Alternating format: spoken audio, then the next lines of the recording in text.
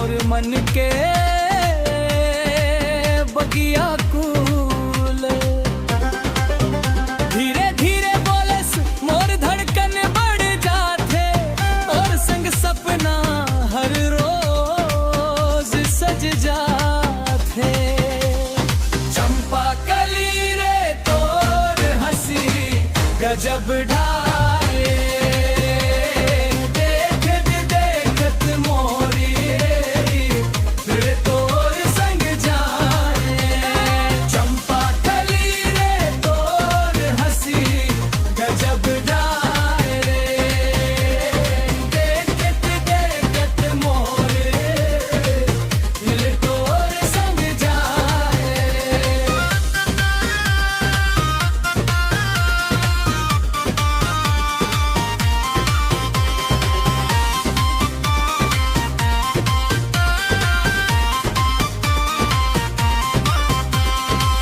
सांझ के बेरा तोर राह मंग खड़े रही थो, तोर एक झलक पर दिन भर तरसत रही थो।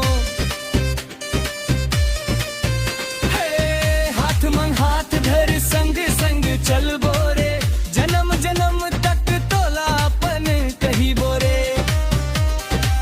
बरसत पानी भींजे धरती अंगना, तोर संग बिताना चाहम हर एक सपना। माया के डोरी अब टूटे नहीं पाही, चंपा कली मोर